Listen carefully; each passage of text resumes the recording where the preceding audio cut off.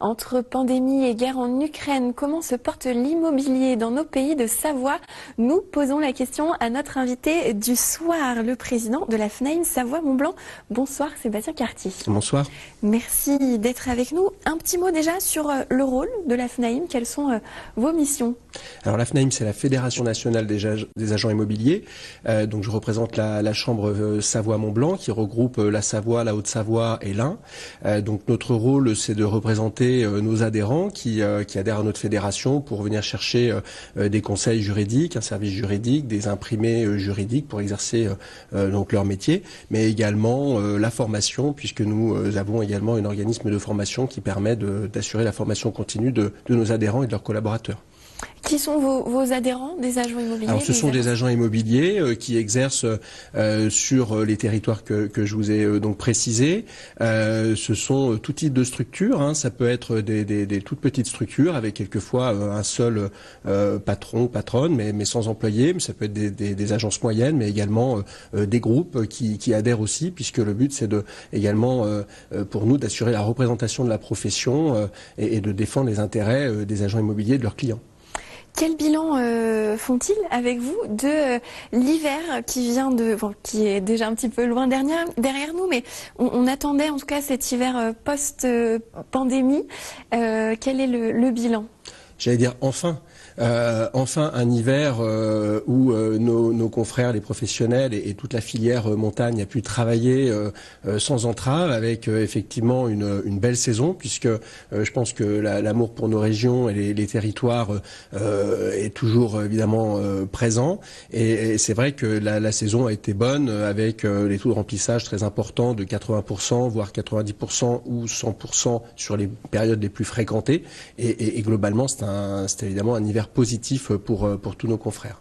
Et quelles sont les perspectives pour cet été? Alors la perspective pour l'été est bonne en termes de réservation. Il y a environ 15% d'avance sur les réservations à date, si vous voulez, par rapport à l'année dernière. Toutefois, les réservations estivales se font souvent un petit peu en last minute. Ça peut être souvent aussi des courts séjours, des personnes qui viennent chercher l'air frais, qui viennent un petit peu mixer des congés pour pas partir toujours au même endroit sur l'ensemble de leur période de vacances. Donc on est plutôt confiant sur l'été, avec notamment tous ces beaux paysages et les randonnées à pratiquer dans nos formidables territoires. Ensuite, concernant l'offre immobilière, il y a un problème d'offre, je dirais, en montagne, puisqu'il y a très peu de choses à vendre. Et c'est vrai que c'est une difficulté pour les personnes qui souhaitent acquérir, puisqu'il y a de plus en plus de personnes qui souhaitent acquérir un bien en montagne. Et malheureusement, on ne peut pas répondre à l'offre complète. Et j'imagine que le contexte ne vous aide pas forcément en ce moment. Vous êtes touché dans l'immobilier par alors la pandémie qui s'éloigne un petit peu, aujourd'hui la crise en Ukraine, le coût des matériaux. Comment ça vous impacte? Oui, alors effectivement, on va dire qu'il y a deux choses en ce moment qui font qu'on est un petit peu à la croisée des chemins. Il y a déjà la hausse des taux d'intérêt qui est quand même certaine. Hein. Depuis le début de l'année, on a pratiquement pris 1 point sur les taux d'intérêt. Donc pour les gens qui veulent s'endetter pour acquérir un bien immobilier, c'est un petit peu plus compliqué. Il y a également le renchérissement des conditions d'emprunt des banques qui sont un petit peu plus je dirais exigeantes dans les conditions d'octroi. Donc ça veut dire que les primo-accédants régulièrement ont un peu plus de difficultés à pouvoir acquérir. S'ajoute à cela, vous l'avez dit, donc la hausse des coûts de matières premières en construction, en rénovation, et également le coût des énergies.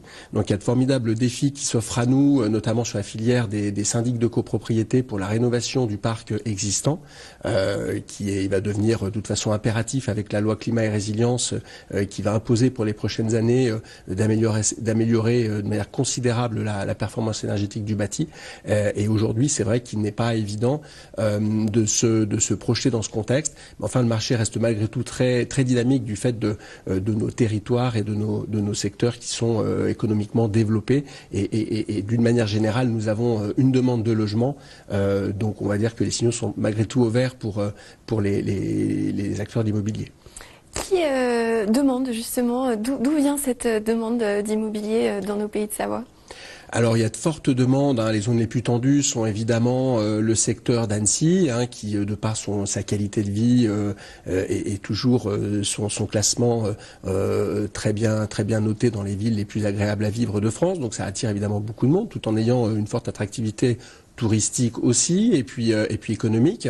La Suisse non loin, Genève évidemment, puisqu'il y a beaucoup de gens qui travaillent à Genève et qui habitent en Suisse. Il y a également le télétravail, même si c'est remis en cause en ce moment, et peut-être qu'au 30 juin ça disparaîtra. Mais enfin, je sais qu'il y a des négociations en cours pour peut-être poursuivre cette possibilité de télétravail. Il y a également le secteur du Genevois qui est prisé, puisque c'est proche de Genève, encore une fois. Et puis un secteur qui est également attractif, c'est le secteur du lac du Bourget, avec Aix-les-Bains, Chambéry, qui connaît des augmentations de prix très importantes, de l'ordre de 10% depuis un an, et avec du coup des prix à la vente, si vous voulez, dans l'ancien, qui sont aux alentours de 3 000 euros le mètre carré à Chambéry, 3 500 voire plus sur le secteur d'Aix-les-Bains, et dans le neuf, c'est 4 000 euros le mètre carré maintenant sur le secteur Chambéry pour du neuf, sachant que c'était 3 500 environ l'année dernière à date. Est-ce que les étrangers investissent toujours dans nos départements? On pense notamment à nos voisins anglais qui étaient très présents dans certains secteurs. Est-ce que la période post-Brexit est compliquée? Je dirais que le Brexit, on en parle un petit peu moins. Finalement, ça n'a pas forcément fait fuir tant de monde que ça. Je pense que les Anglais se sont organisés, ou certains, de toute façon, n'ont pas forcément vendu leurs biens. C'est vrai que notamment en montagne et dans les stations les plus prisées par les Anglais, on peut pas dire qu'ils sont partis, et ils sont toujours bien là pour participer également au dynamisme économique de nos régions. Quelles sont vos priorités pour cette année? Vous avez parlé de rénovation notamment, vous avez d'autres axes que vous allez privilégier? Je pense qu'effectivement la formation de nos équipes, si je parle de l'AFNAIM et de nos adhérents, reste un point vraiment central dans nos préoccupations.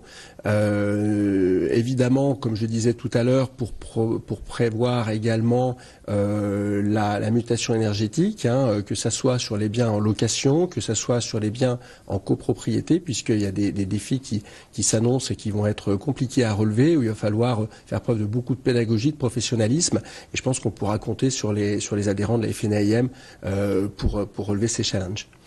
Merci beaucoup Sébastien Cartier d'être venu nous voir. On vous souhaite plein de réussite dans ces challenges. Merci. À bientôt. Ce JT touche déjà à sa fin, mais restez avec nous pour la suite de vos programmes, la météo bien sûr, suivi de votre panorama.